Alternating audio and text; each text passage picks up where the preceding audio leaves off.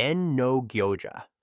No Gyoja is one of those figures who feels like a ghost in Naruto's history. He's already long gone, and only his students remain to carry on his legacy. But his influence was so heavy that even in death, his name carried weight. He was remembered as one of the few outsiders that Konoha actually acknowledged as a legitimate threat. That alone says a lot, because the Leaf didn't exactly hand out threat-level titles casually. During the Third Great Ninja War, Hiruzen himself reached out to no Gyoja. The request? Please stop using your most powerful jutsu. Konoha literally begged him to label it as a forbidden technique in exchange for political support for his village. That's the level of respect and fear he commanded. The jutsu in question was called Fury. On paper, it was simple. Draw in as much natural energy as possible, and then release it all at once. In practice, it was catastrophic. The explosion of raw force was so overwhelming, it could level an entire village in one blast. Think about Nagato's almighty push that flattened Konoha. Fury was in that same league. The craziest part? The only real drawback was that you'd feel tired afterward. That's it. No bleeding from the eyes, no burned out lifespan. Since it relied solely on nature energy, no Gyoja didn't sacrifice his life force to make it happen. The only catch was the time it took to gather enough energy. But once he had it, the result was absolute destruction. That's why even the Leaf, proud and powerful,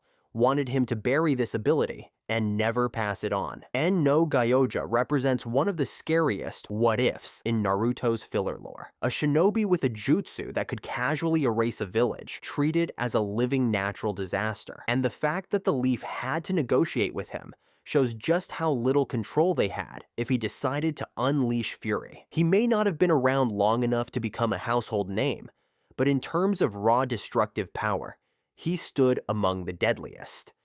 Now, if you've made it this far, welcome to the amazing world of anime. This is the place for true fans like you, where we celebrate all the magic, action, and emotions anime brings to our lives. You've watched, you've felt the hype, you've been lost in these beautiful fantasy worlds. But, have you hit that subscribe button yet? Right now, almost 90% of you are watching without subscribing. Just imagine, if everyone hit sub, we could build one of the strongest anime communities out there. So go ahead, click that subscribe button right now so you won't miss any new episodes, deep dive breakdowns, or awesome anime content coming your way. Thank you so much. Mecha Naruto. Mecha Naruto was created by Orochimaru as an artificial version of Naruto, designed to replicate his power and eventually house Kurama. Basically, Orochimaru tried to build his own Nine-Tails weapon, like a twisted combination of ninja science and Saturday morning cartoon villainy. The funny thing is, Orochimaru's ultimate weapon didn't stay loyal. As soon as Mecha Naruto came to life, it attacked both Orochimaru and Kabuto, and it was so strong that the two of them, who usually acted like untouchable masterminds, were forced to retreat. That alone set the tone. This wasn't some prototype. This was a mechanical monster strong enough to scare its own creator. Eventually, the Akatsuki got their hands on it. Nagato modified Mecha Naruto even further by implanting chakra rods across its body, giving him direct control. Then, he sent Itachi alongside Mecha Naruto to Konoha to abduct Naruto. Yes, the arc was messy, but the power scaling? Absolutely insane. Mecha Naruto was a full arsenal in one body. He could launch his fists like grappling hooks, fire lasers out of his eyes, rain down missiles like a living war machine, transform into a plane and fly, transform into a vehicle and roll across the battlefield. He could detach his body parts to avoid damage, scan targets from long distances, and unleash hidden mallets, drills, blades, and shuriken. It was like Orochimaru fused Naruto with every Transformer and Gundam toy in existence. But his most dangerous ability was absorbing Kurama's chakra directly from Naruto. Once he stole enough, he transformed into a three-tailed form, complete with the ability to fire-tailed beast balls. One of those was strong enough to destroy Mecha Nine-Tails. Yes, the robot version of Kurama itself. So in short, Mecha Naruto was strong enough to fight an entire village, defeat multiple members of the Konoha 11 at once, and casually throw out tailed beast balls like party favors. The story around him might not be the most loved filler, but there's no denying Mecha Naruto's sheer broken power level. He was basically Naruto with cheat codes, outfitted with military-grade hardware. Yakumo Kurama.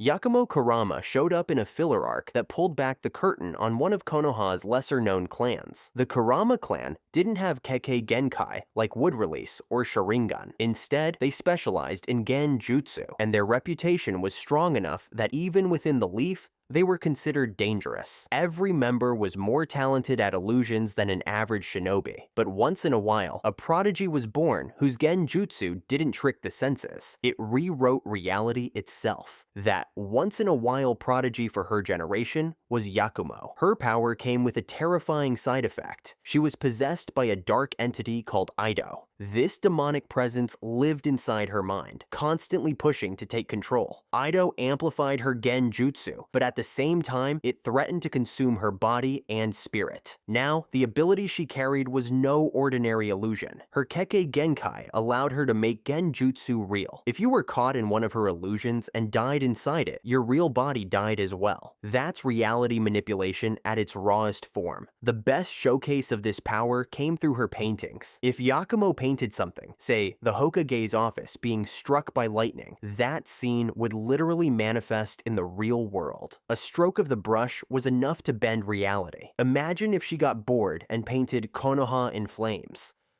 That wouldn't be an edgy doodle. It would be the end of the hidden leaf. Of course, there were limits. Yakumo's physical body was weak, and she was constantly battling Ido in her mind. Her stamina was low, and she didn't have the control to fully unleash her Kekkei Genkai without risk of losing herself to Ido. But the ceiling on her abilities was ridiculous. With enough control and practice, there was essentially nothing she couldn't do. Genno. Genno appeared right in the middle of that long stretch of filler. That was basically 80 straight weeks of anime-only content, which means a lot of people skipped it and missed out on some surprisingly wild ideas, like Genno himself. He was introduced as a Taijutsu master during the Great Beast arc, but underneath that disguise, his real motive was revenge.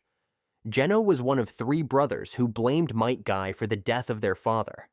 To get his revenge, he came into Konoha pretending to be a Taijutsu specialist, and even managed to beat Rock Lee in a straight fight. Of course, Lee at the time was still recovering from the surgery Tsunade had done to save his life, so he wasn't at full strength. Still, Genno being able to step into Konoha like that and fool everyone shows how dangerous he was. Once he lured Might Guy out of the village, Genno revealed his true strength. He could read Taijutsu on the fly. When Rock Lee threw his Leaf Hurricane, Genno instantly broke the technique by countering with a knee and elbow combination. Guy and Lee both recognized him as a natural genius in hand-to-hand combat. But that wasn't all. Genno was also one of the most unique puppet users in Naruto. Unlike Sasori's artistic human puppets, Genno used wooden constructs. By placing special charms on them, he created an entire army that could swarm anyone who got close. Individually, they weren't very skilled, but in numbers, they could overwhelm even advanced Taijutsu fighters. Genno could also take direct control of any puppet, instantly turning one of them into a skilled fighter. What made him stand out even more was how these puppets could merge into larger structures. He could form houses, fortresses, and even an elaborate Japanese castle. It was like watching a ninja version of Minecraft in action. And these weren't flimsy constructs. Genno reinforced them with chakra to the point that even Might Guy couldn't break the walls. During his battle with Guy, Genno trapped him in one of these puppet houses and kept attacking in waves. Guy was on the ropes until Naruto and the rest of Team Guy intervened. The most dangerous part of the fight came when Rock Lee charged into the castle. Genno cast an illusion that made Guy believe Lee was another puppet. For a moment, Guy fought his own student at full strength, nearly killing him, until he realized the puppet fought exactly like Lee himself. That slip is what finally ruined Genno's plan. Akahoshi. Akahoshi came from Hoshigakure, the village hidden in the stars. The village had been built around a meteor that crashed into their land, giving off a strange purple chakra. This power could be harnessed through a style called the mysterious peacock method. When used, it appeared as a plume of chakra feathers behind the user, which could then be shaped into about anything: animals, wings, weapons, or even chakra ropes. It looked versatile and impressive, but there was a dangerous cost. Training with it slowly poisoned the body. The third Hoshikage recognized the danger and tried to stop his people from relying on it. Akahoshi, however, had other plans.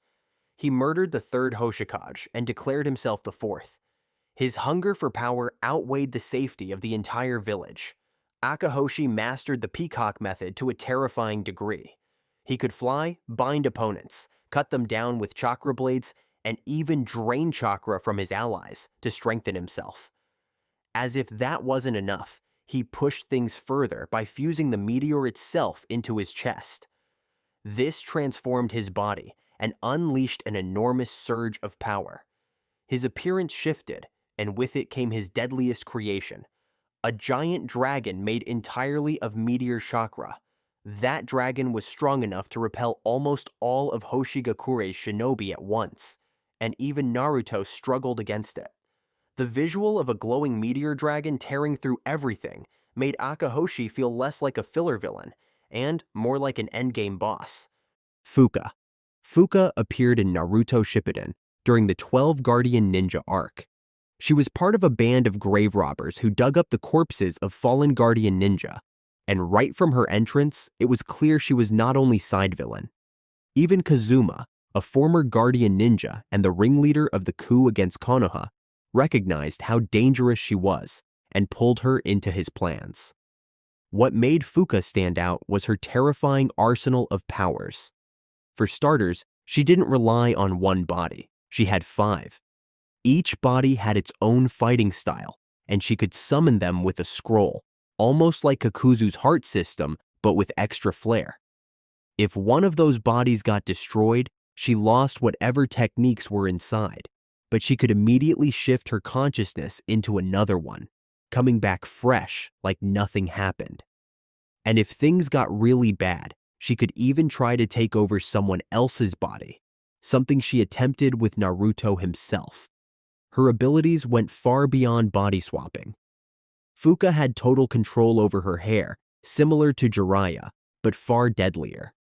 She could extend her hair to bind and crush opponents with brutal efficiency. The reason she could pull this off was simple. She had so much chakra that her physical body couldn't even hold it all. To cope, she moved her consciousness into her hair. That's how overflowing her chakra reserves were. But that was only the beginning. She could paralyze targets with a glance, like a bootleg Sharingan. She could vanish with camouflage, slipping into invisibility to ambush enemies.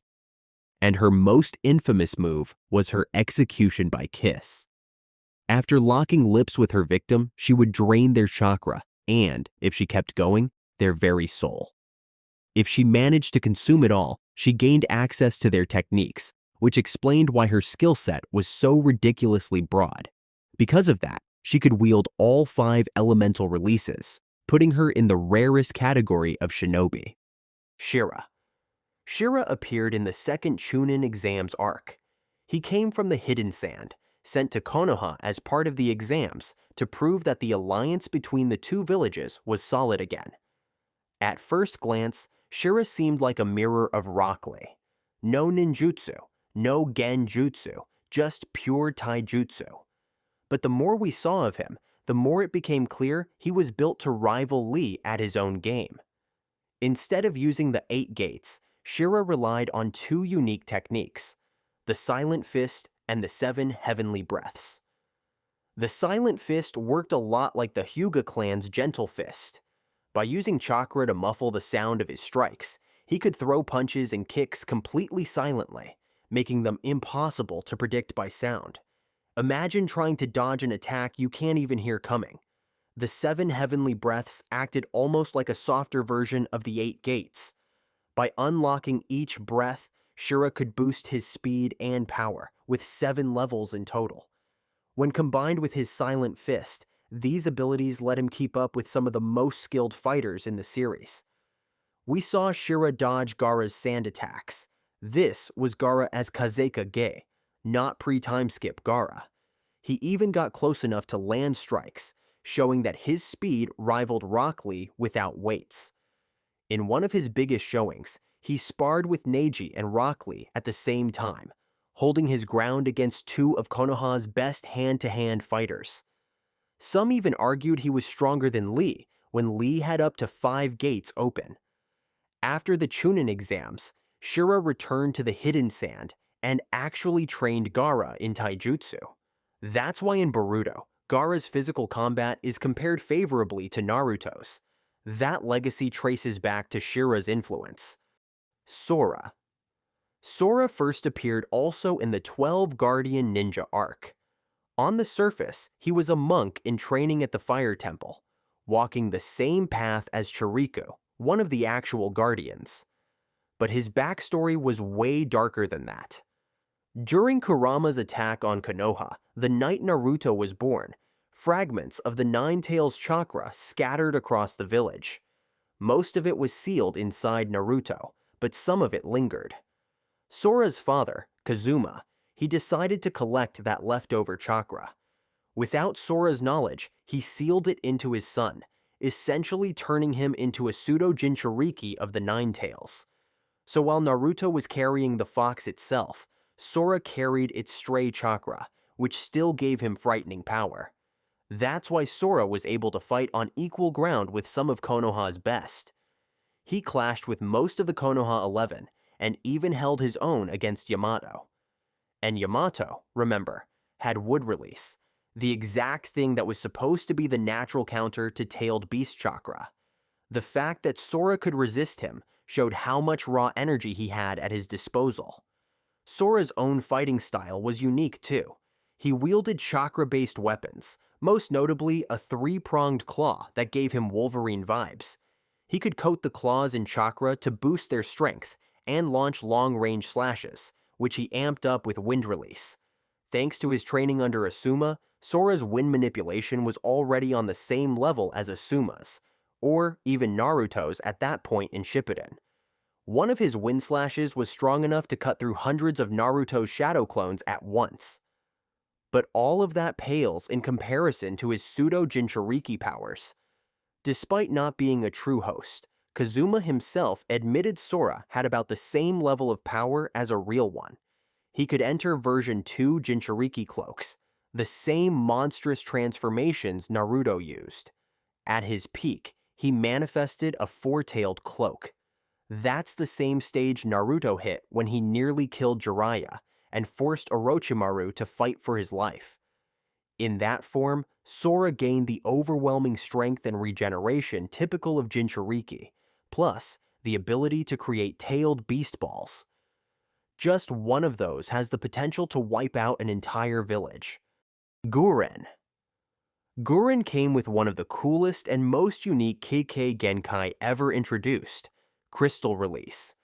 She wasn't some random rogue either. Guren was one of Orochimaru's top subordinates, strong enough to be considered a possible vessel for him. Orochimaru only chose Sasuke and Kimimaro over her because of timing, not because she was weak. That tells you right away she was on a different tier.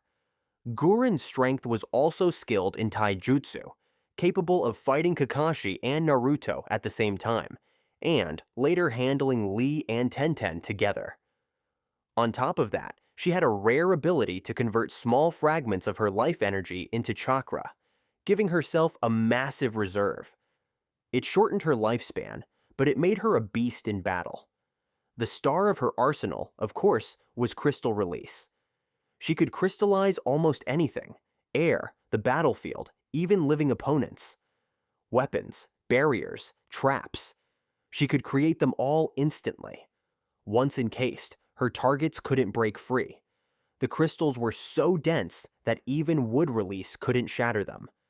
And if that wasn't enough, her jutsu was so unique that even the Sharingan couldn't copy it. That gave her an edge no Uchiha could counter. Her versatility was unmatched. She could form massive defensive walls, spikes erupting from the ground, or crystalline shurikens shaped like snowflakes. But her deadliest technique took things even further, crystallizing an opponent down to the molecular level and then shattering them into dust. Menma. Menma Uzumaki appeared in the Road to Ninja movie, and his existence alone feels like an alternate universe fever dream. Fun fact, the name Naruto comes from the spiral fish cake in ramen, while Menma is the bamboo shoots you sometimes see in the same dish. So yeah, Naruto got a fish cake, his evil twin got bamboo. In this alternate universe, Menma was the son of Minato and Kushina, just like Naruto. But instead of carrying the Nine Tails under a restrictive seal, he was sealed with its counterpart, the Black Nine Tails, without any repression. That detail is huge because it meant Menma had access to every drop of his tailed beast's chakra, with no seal weakening the bond. Right out of the gate, he had more raw power than Naruto. And Menma didn't take the hero's path. Instead of fighting against the Akatsuki, he actually joined them. When he clashed with Naruto, it became clear that he was superior in almost every way. For example, his version of the Rasengan, called the Spiraling Ring, was so powerful it obliterated the entire village of Konoha in one shot. Pain's almighty push took everything out of him to achieve the same thing. Menma? He casually wiped it out and didn't even break a sweat afterwards. His power didn't stop there. Using his Black Nine Tails chakra, Menma could manifest something called the Nine Masked Beasts. These were independent entities made from his Jinchuriki chakra, and each one was powerful enough to pressure Kage level opponents like Tsunade. Think about that. He could spawn 9 separate monsters at once while still fighting himself. As if that wasn't already stacked, Menma's body was later taken over by Tobi, which gave him access to Kamui. So picture this, an alternate Naruto with unlimited access to his tailed beast's power, destructive techniques capable of wiping out villages without fatigue, the ability to summon an army of chakra beasts, and then top it all off with Obito's space-time ninjutsu. That's nightmare fuel.